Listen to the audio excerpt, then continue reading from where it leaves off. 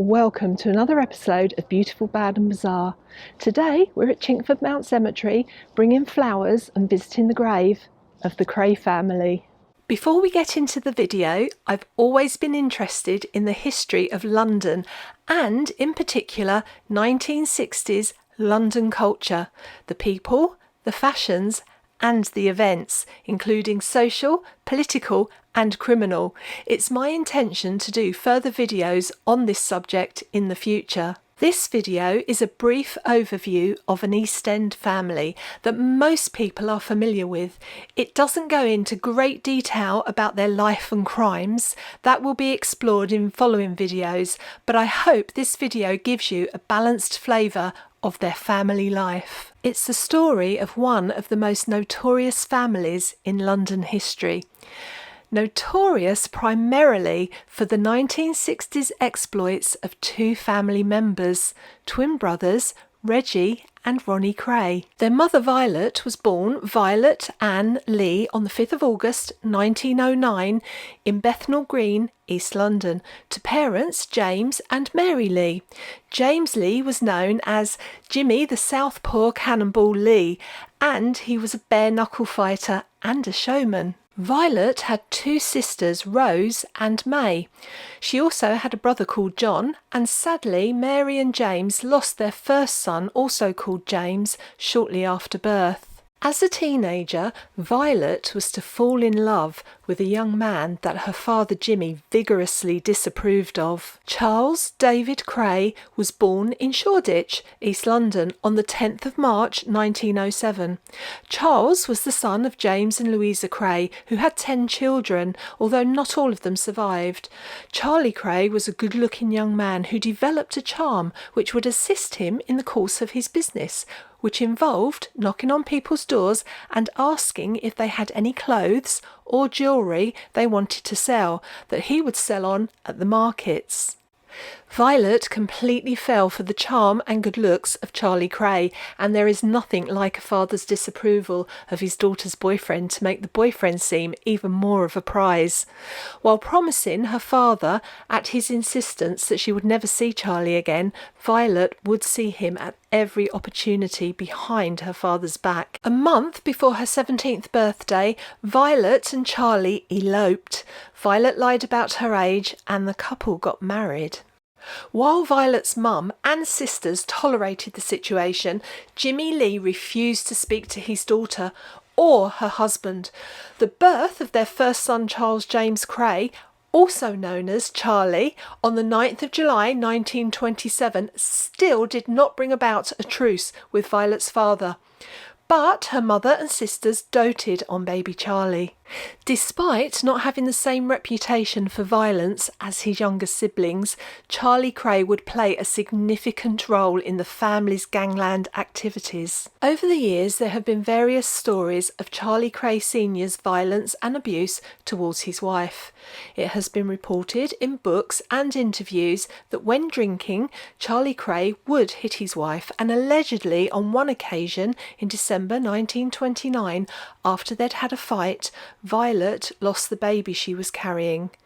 It was a daughter who she also named Violet. She'd always wanted a daughter, and the loss of baby Violet devastated her. Violet Kray fell into a deep depression, but things were soon to change. On the 24th of October 1933, in Hoxton, East London, Violet Kray gave birth to her second son, Reginald, who within a short time was followed by twin brother Ronald. It wasn't until the night before their birth that Violet had been examined and she got the first indication that she might be having twins. Proud of her beautiful twin babies, Violet Kray would dress them alike and take them out in their pram, which gave Violet great happiness as people cooed over her boys.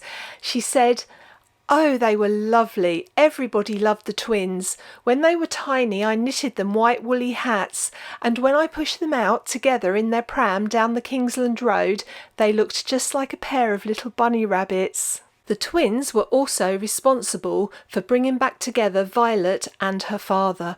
8 years after their feud, Violet's father Jimmy decided it was time to forgive and forget.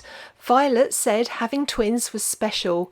Everyone spoiled them, particularly her father Jimmy. When she was asked about Charlie Jr., Violet replied, "Oh, Charlie was a lovely little boy, really lovely, never no trouble and good as gold, but the twins was different. Twins is special." In 1937, the twins appeared to have the measles, but it turned out to be an even more dangerous disease. It was diphtheria. Both twins were hospitalised. Reg made a good recovery, but Ron didn't. Ron was dangerously ill, and after almost 3 months and no sign of improvement, Violet made the decision to remove Ron from the hospital and nurse him herself. With constant care, Ron's health improved and he was once more playing in the street with brother Reg. Ron's mental health issues have often been thought to have stemmed from that illness.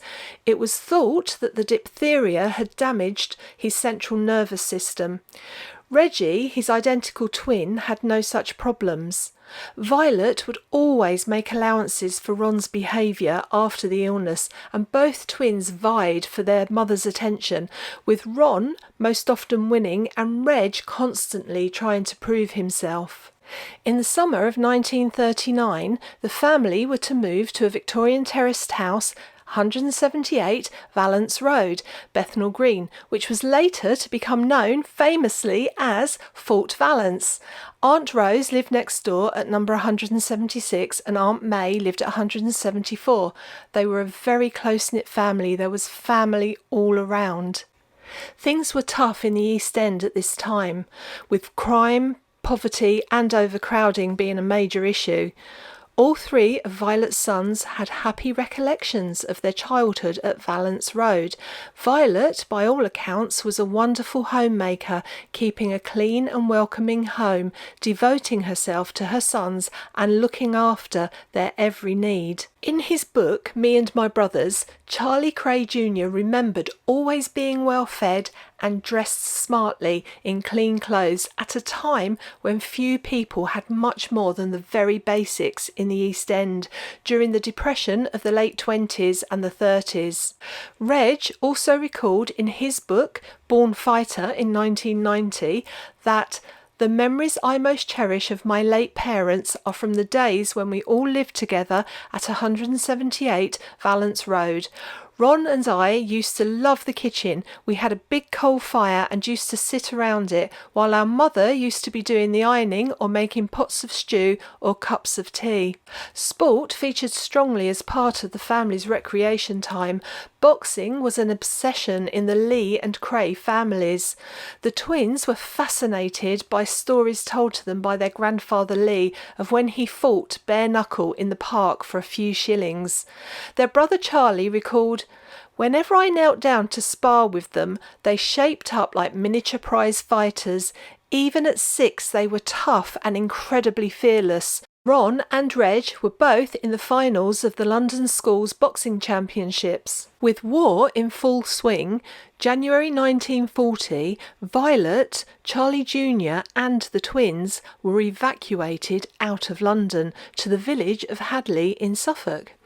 Charlie Sr. had stayed in London to continue working, and after a year of being in Suffolk, Violet had had enough. She was missing her family and she was missing her friends, so she and the boys returned to the East End.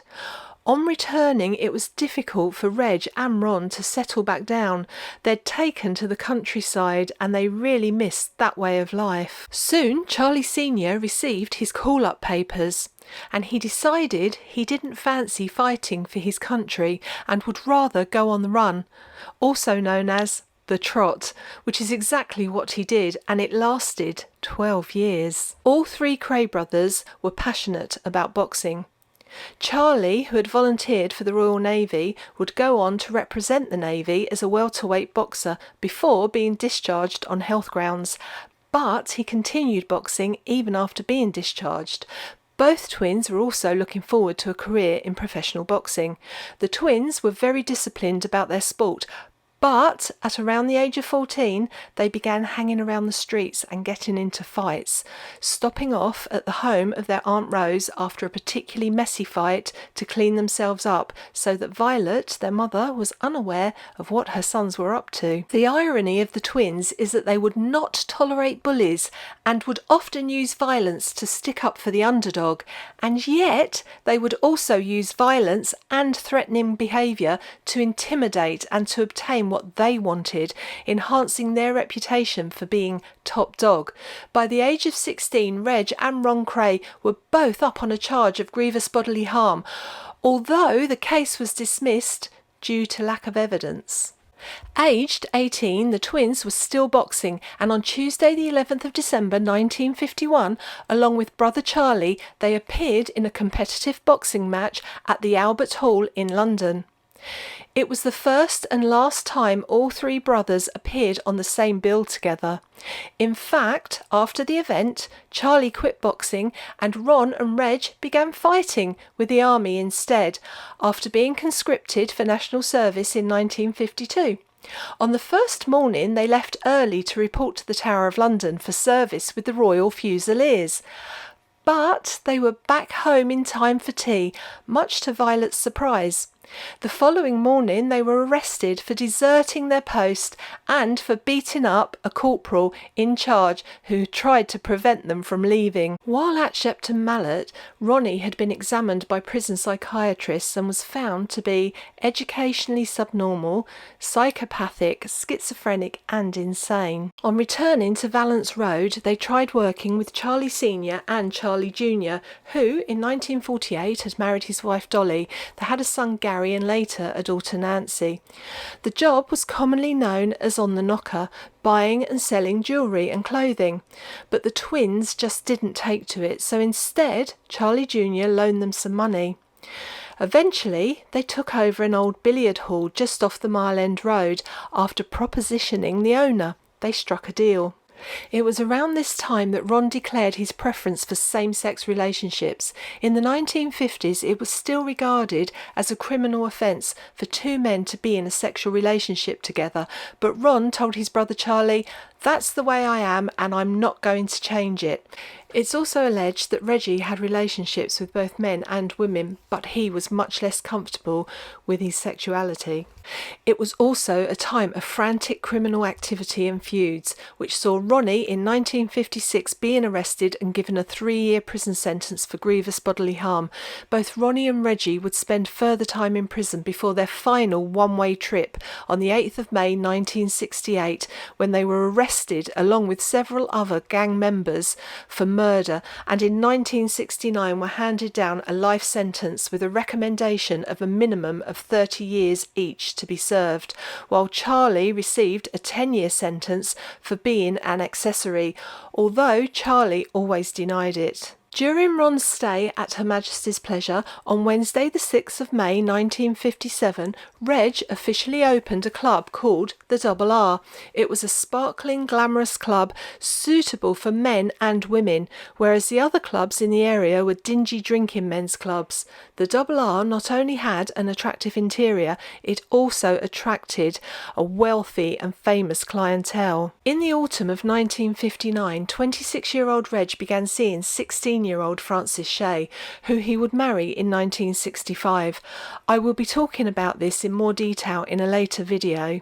The Kray twins were becoming well known as celebrity nightclub owners and a major part of the swinging London culture when they opened their club Esmeralda's Barn in Wilton Place, Knightsbridge in 1960. A significant portion of their notoriety stemmed from the non-criminal activities. They were well known on the celebrity circuit, which included being photographed by leading photographer David Bailey, mingling with lords, politicians, socialites and A-list celebrities such as Frank Sinatra, Peter Sellers, Judy Garland, George Raft, Sammy Davis Jr., to name just a few. Around 1960, Charlie Kray Jr. was also having an affair with Barbara Windsor.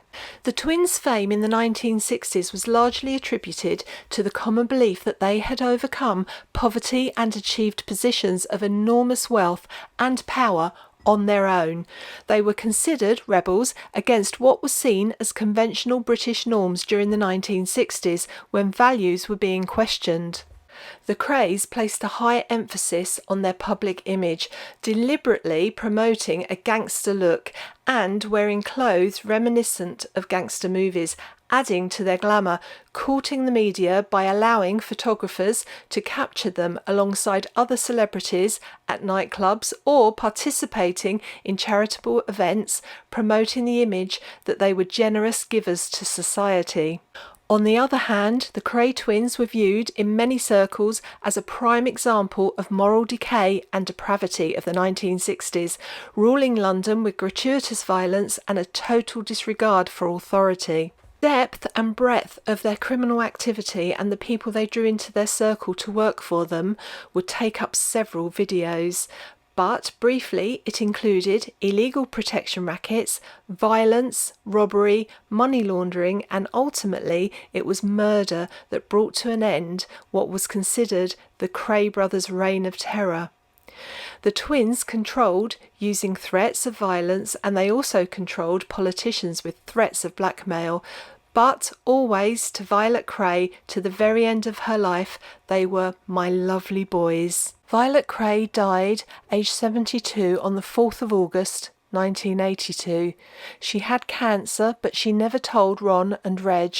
She continued to visit them for as long as she was able until she passed away. Charlie Kray Sr. passed away 7 months after his wife. He was aged 75. He'd been ill for quite some time. Gary Charles Kray, Charlie Jr.'s son, rests with Frances Shea, Reggie's first wife. Gary died from lung cancer at St Christopher's Hospice in Crystal Palace on the 8th of March 1995. He was just 44 years old. Ronnie Kray died of a heart attack on the 17th of March 1995. He had been serving his sentence in Broadmoor Hospital but collapsed and was taken to Wrexham Park Hospital, Slough, where he passed away aged 61. Charlie Kray Jr. died on the 4th of April 2000 at St Mary's Hospital on the Isle of Wight, aged 72. He had been serving a 12-year sentence at Parkhurst Prison on the Isle of Wight. He had previously suffered a stroke, and Charlie died from heart complications. Reggie Cray was released from prison in August 2000 into the care of his second wife, Roberta, who he had married in 1997. Reggie had inoperable bladder cancer and passed away on the 1st of October 2000, aged 66. Thank you so much for joining me here today in this step back in time, and I hope you enjoyed the video, and I look forward to seeing you in the next one.